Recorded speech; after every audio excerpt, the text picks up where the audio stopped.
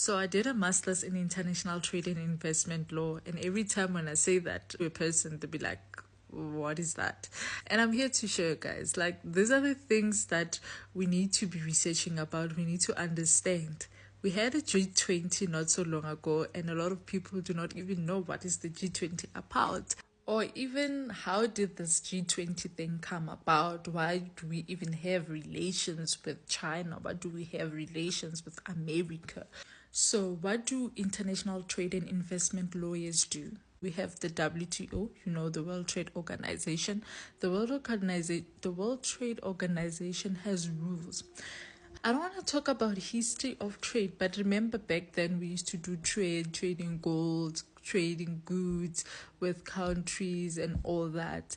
But now, instead of us doing all that without it being regularized, then the WTO came about and said, you know what, we need to regularize everything that we're doing. There should be taxes, there should be tariffs, there should be sanctions for countries that do not comply with these particular laws.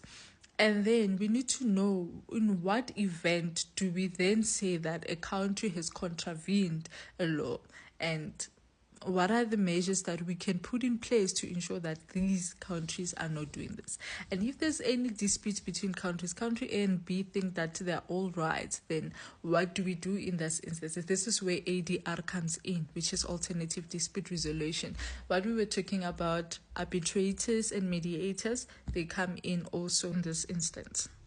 This resulted in what we call now international trade, and therefore in each and every business there's supposed to be a specialist lawyer in that field, and therefore that's why we have an international trade lawyer, that's why we have an international trade and investment lawyer to come in and do what, and advise the states, advise government, advise company, negotiate, and also resolve disputes. This is a very specialized field, by the way. It's more focused on the economical aspect and financial aspect of the countries, the states, and building relations with other states.